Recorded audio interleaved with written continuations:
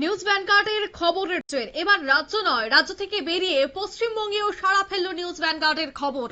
এবার নিউজ ভ্যানগার্ডের খবরের জেরে এক বৃদ্ধা মহিলা তিনি সাহায্য পেলেন। জানা গেছে যে অসহায় বৃদ্ধা দম্পতি এসআইআর এ তার নাম বাতিল হয়। এসআইআর থেকে নাম বাতিল পড়ায় তাকে সমস্ত সুযোগ সুবিধা থেকে বঞ্চিত করে দেওয়া হয়, কারণ এসআইআর এর নাম বাতিল অর্থাৎ মৃত বলে নাম উঠে এসেছে। আর তারপর থেকে তাকে যে সমস্ত সুযোগ সুবিধা বিশেষ করে ভাতা প্রদান করা হতো সরকারের পক্ষ থেকে সেটিও বন্ধ করে দেওয়া হয়। এই খবর গতকাল নিউজ ভ্যানগার্ড তুলে ধরেছিল একেবারে গ্রাউন্ড জিরো থেকে। আর সেই খবর দেখেই আজ সে অসহায় পরিবারের বাড়িতে গিয়ে পৌঁছালেন সিআরপিএফ এর প্রাক্তন জওয়ান, প্রাক্তন কর্মী। তিনি বাড়ি গিয়ে পৌঁছান এবং বঞ্চিত সেই পরিবারকে ভাতা দেওয়ার কথা তিনি বলেন। তিনি বললেন, যতদিন না পর্যন্ত প্রশাসনিক খাতায় কাগজপত্রে সবকিছু ঠিকঠাক না হচ্ছে, যতক্ষণ না পর্যন্ত সরকারি ভাতা দেওয়া হচ্ছে না, ততদিন পর্যন্ত ভাতার সমপরিমাণ টাকা তিনি দিয়ে যাবেন। মানবিক মুখ দেখালেন এই সিআরপিএফ এর প্রাক্তন কর্মী। কি বলছেন তিনি, প্রথমে শোনাবো। যে পাঁচু বাবুর এই অবস্থা, এরকম আর্থিক দুরবস্থা আর গরিবী, মানে ইনি বার্ধক্য ভাতাও পান না। দুজনে আছে, স্বামী স্ত্রী, এখনো বেঁচে আছেন কিন্তু এখনো পর্যন্ত বার্ধক্য ভাতা পাননি। তাছাড়া এনার একটা সন্তান ছিল যেটা মারা গেছে।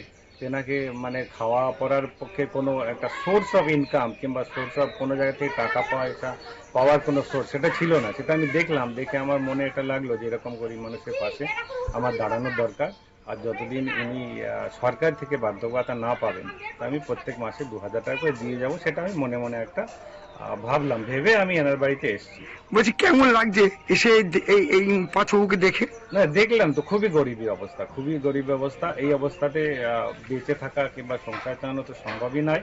খুবই গরিব অবস্থা। আমি ঘর বাড়ি দেখলাম, এনার উনুনের দেখলাম, ঘরের ভিতরে দেখলাম চাল ডাল কিছুই নেই। এনার মানে স্বাভাবিক ডেলি জীবনযাপন করার মতো কোনো সম্বল নেই। এই যে পাশে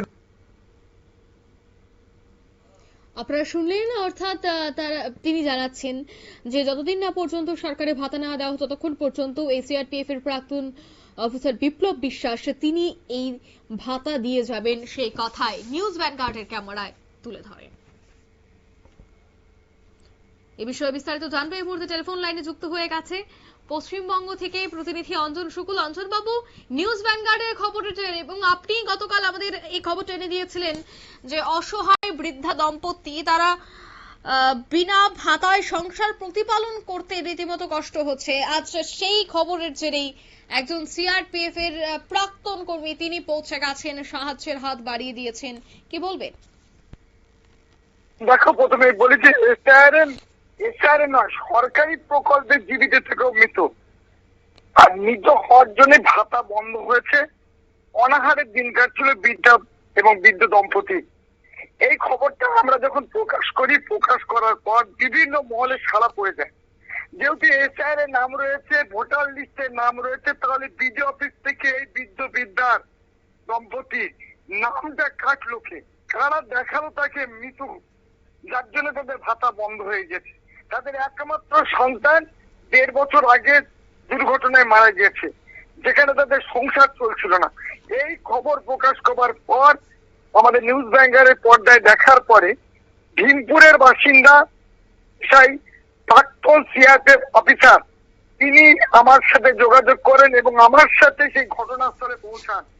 তিনি নিজের চোখে এই দৃশ্যটা দেখতে পান, দেখে আমাদের ক্যামেরার সামনে জানান যে যতদিন না পর্যন্ত সরকার তাদের ভাতা পুনরায় চালু করবে ততদিন পর্যন্ত তিনি এই বৃদ্ধ দম্পতিদের বার্ধক্য ভাতা যে পরিমাণ টাকা পেতেন সম পরিমাণ টাকা তিনি সংসার চালানোর জন্য দেবেন।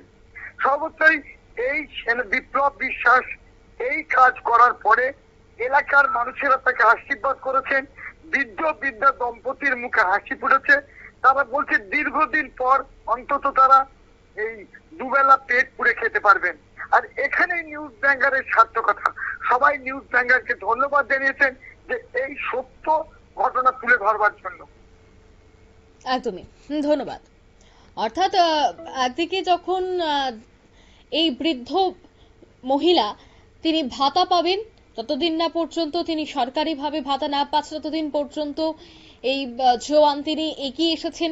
অন্যদিকে নিউজ ভ্যানগার্ডের খবর কিন্তু এখন রাজ্যে সীমাবদ্ধ নয়, বহিরাজ্যেও নিউজ ভ্যানগার্ডের খবর সম্প্রচারিত এবং সেই খবরের জেরেই এবার সাধারণ মানুষ কিন্তু পৌঁছে যাচ্ছে। নিয়ে নিচ্ছি ছোট্ট একটি বিজ্ঞাপন বিরতির সঙ্গে থাকুন।